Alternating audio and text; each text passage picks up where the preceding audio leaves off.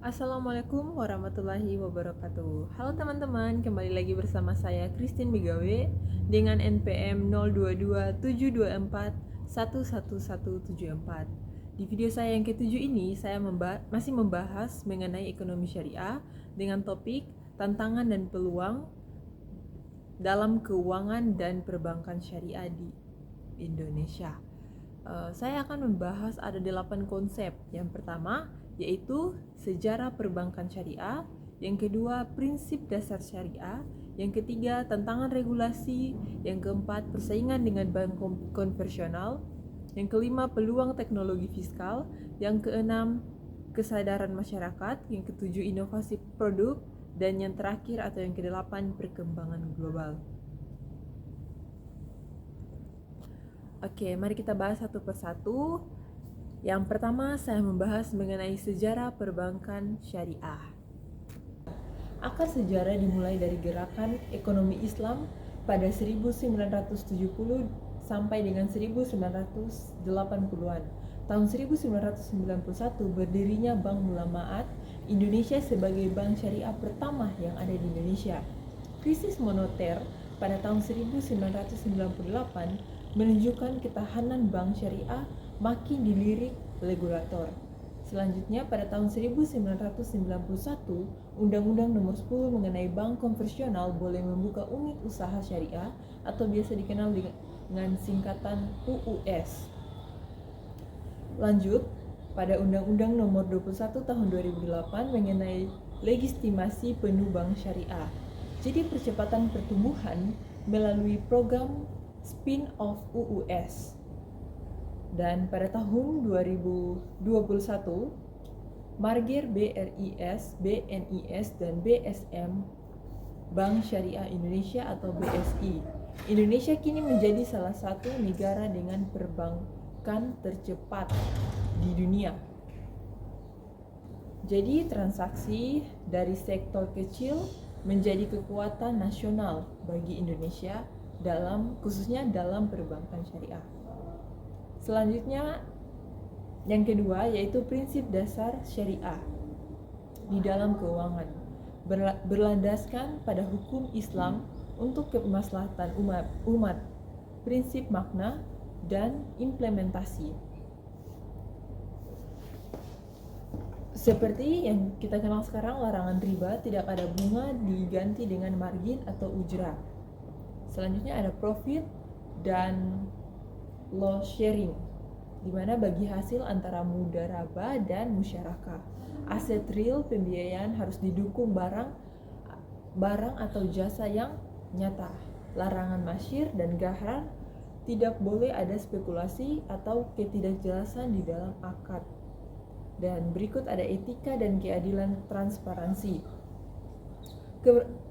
Etika dan transparansi untuk keberlanjutan ekonomi. Jadi, implementasinya dalam produk seperti mudharabah, ijrah, salam, istina dan sukuk dan lain-lain. Jadi fokus utamanya yaitu pada transaksi yang halal, adil, dan stabil. Yang ketiga ada tantangan regulasi, harmonisasi antara Bank Indonesia, Otoritas Jasa Keuangan, dan DSN MUI butuh lebih sinkron. Belum ada standar tunggal akad untuk seluruh bank. LPS Syariah masih dalam tahap penyeburanan. Dinamika finansial syariah butuh payung hukum cepat, kesiapan sumber daya manusia terhadap perubahan. Regulasi masih terbatas, pengawasan kepatuhan syariah atau syariah governance butuh peningkatan yang lebih. Jadi regulasi dalam tantangan ini harus adaptif tanpa menghambat inovasi. Yang keempat ada persaingan dengan bank konvensional, isu yang mencakup isu syariah konvensional.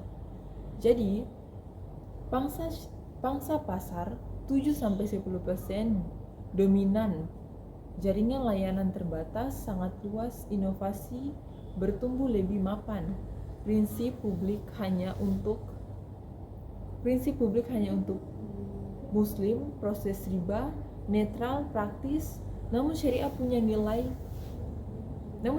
nilai pembeda seperti keuangan beretika atau lebih dipercaya, tahun krisis karena low risk funding, fokus kepada UMKM yang produktif.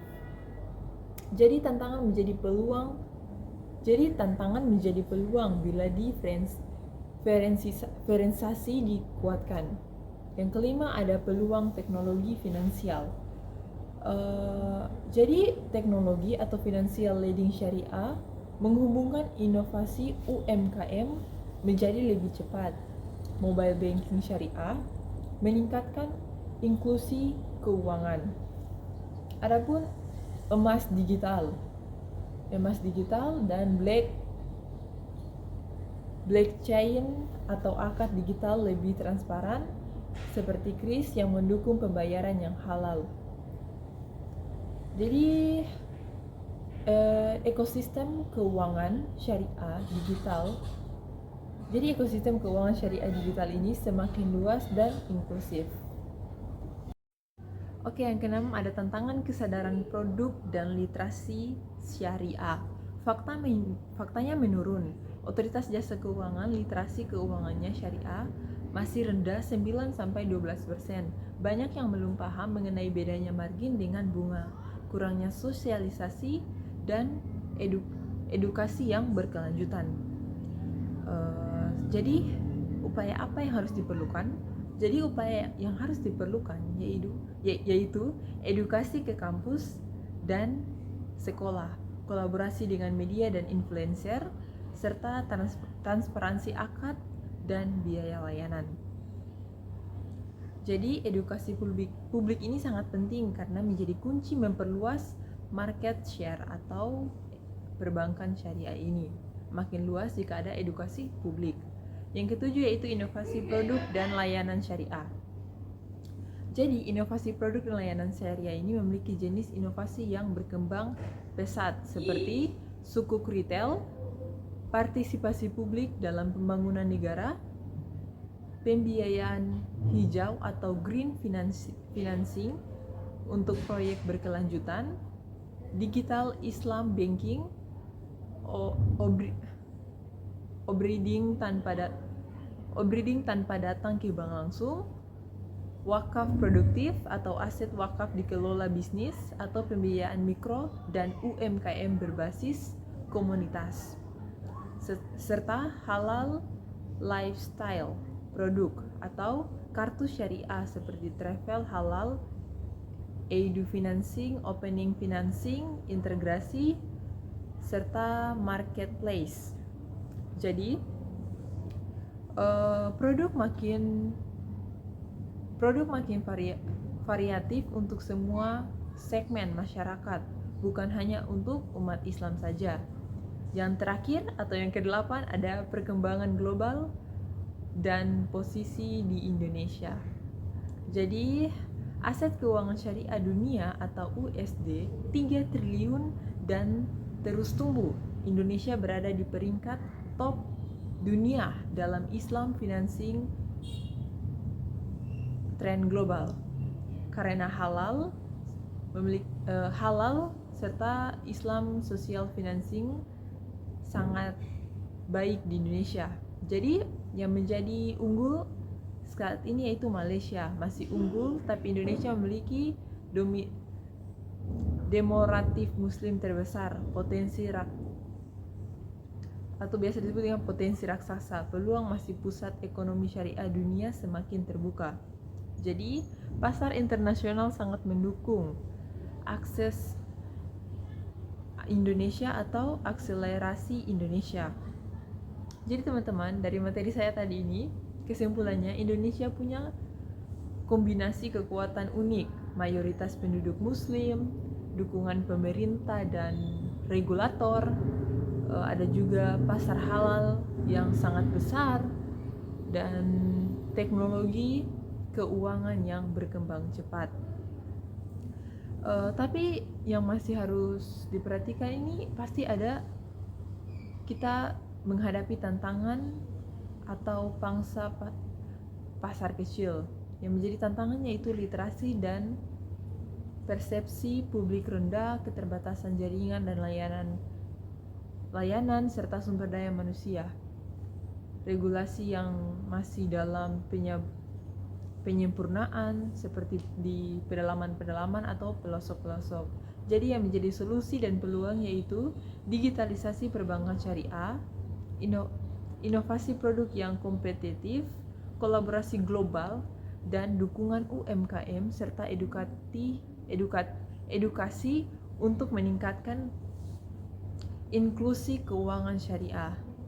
Jadi dengan strategi yang tepat, Indonesia dapat memimpin industri keuangan syariah bisa saja di dunia atau global dan memperkuat perekonomian nasional yang berkeadilan dan berkelanjutan. Oke teman-teman, sekian video dari saya, semoga bermanfaat dan terima kasih buat teman-teman yang sudah mau like, komen, dan subscribe.